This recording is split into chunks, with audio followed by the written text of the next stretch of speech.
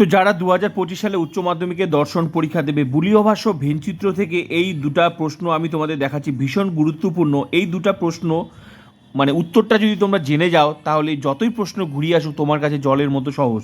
আর এই ধরনের প্রশ্ন ঘুরিয়ে আসতেই পারে যেহেতু লজিকের প্রশ্ন। কোন দুটা প্রশ্ন? এই যে শূন্য শ্রেণী আর হচ্ছে এই যে মৎস্যকন্যা শ্রেণীটি। বুঝে নাও ভালো করে এর উত্তরটা কোনটা হবে এবং কেনই বা উত্তরটা হলো। এর ফলে যতই প্রশ্ন ঘুরিয়ে আসুক যাতে তুমি পারো। দেখো প্রশ্নটা কি বলছে, যে শূন্য শ্রেণীটি হলো ড্যাশ। অপশন কি আছে? মানুষ, বাঘ, হাতি, অশ্বডিম্ব। এবার মনে রাখবে এর যে উত্তর শূন্য শ্রেণীর যে উত্তর সেটা কিন্তু অশ্বডিম্ব হবে। এবার তোমার প্রশ্ন হচ্ছে কেন? মনে রাখবে বুলীয় ভাষ্য ভেনচিত্র থেকে আমি তোমাদের যে এমসিকিউ এসিকিউ লিখে দিয়েছি, দেখবে শূন্যগর্ভ শ্রেণী কাকে বলে। শূন্যগর্ভ শ্রেণী হচ্ছে সেই সমস্ত শ্রেণী যেগুলোর কোনো বাস্তব অস্তিত্ব নেই, মানে যেগুলো বাস্তবেই নেই সেগুলোকে বলা হয় শূন্যগর্ভ শ্রেণী। যেমন অশ্বডিম্ব, যেমন আমরা বলি ঘোড়ার ডিম, যেমন হচ্ছে মৎস্যকন্যা, যেমন আমরা বলি যে ভূত, তাই না? মৎস্যকন্যা, ভূত, পরী, জলপরী, এই যে শব্দগুলো, সোনার পাথরপাটি, এই যে শব্দগুলো এগুলোকে বলা হয় শূন্যগর্ভ শ্রেণী, যেগুলোর কোনো বাস্তব অস্তিত্ব নেই। তো এই ধরনের শব্দগুলোকে বলা হয় শূন্যগর্ভ শ্রেণী। তো আশা করি বুঝে গেছো। তো শূন্য শ্রেণীটি হলো মানুষ, বাঘ, হাতি, ভালো করে দেখো অশ্বডিম্ব। হ্যাঁ, অশ্বডিম্বটা আবার ঘোড়ার ডিম, যেটাকে বলা হচ্ছে অশ্বডিম্ব। তো এই যে অশ্বডিম্ব, এখানে অপশনটা যদি অশ্বডিম্ব না থেকে থাকে, পরীক্ষায় যদি এখানে বলে মৎস্যকন্যা, পরীক্ষায় যদি বলে যে এখানে যদি বলে সোনার পাথরবাটি, পরীক্ষায় যদি বলে এখানে ভূত, পরীক্ষায় যদি বলে তোমাদের হচ্ছে জলপরী, এই যে শব্দগুলো সেটাই হবে শূন্য শ্রেণী। তাহলে কি হলো? তোমার লজিক শেখার মূল, তাই লজিক শিখে তোমার লাভ কি হলো? লজিক শিখে তোমার লাভ এটাই হলো যে পরীক্ষায় যতই প্রশ্ন আসুক, ঘুরে আসুক, এটাই তুমি পারবে। আর আমার চ্যানেলের মূল উদ্দেশ্য হচ্ছে এটাই। সম্পূর্ণ টিউশন কমপ্লিট হওয়ার পর তারপর এই জন্যই এক্সট্রা ক্লাসগুলো করাচ্ছি।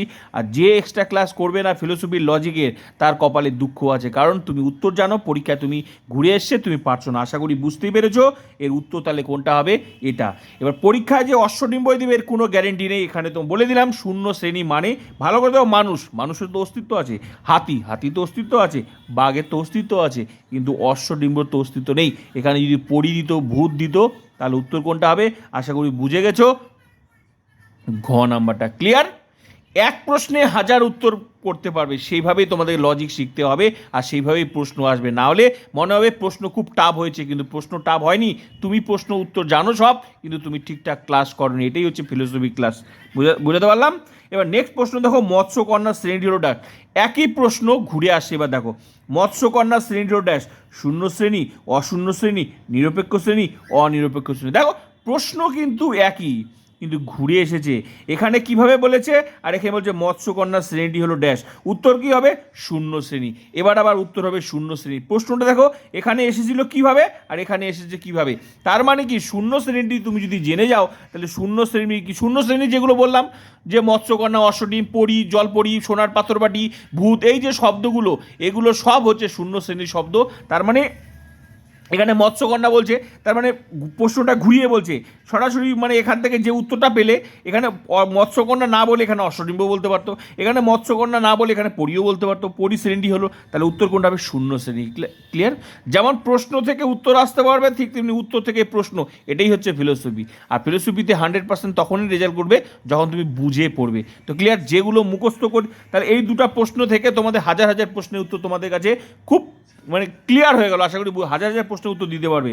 তাহলে এই দুটো প্রশ্ন থেকে দেখতে মনে হচ্ছে দুটো প্রশ্ন, কিন্তু এর সংখ্যা অনেক অনেক প্রশ্ন হতে পারে।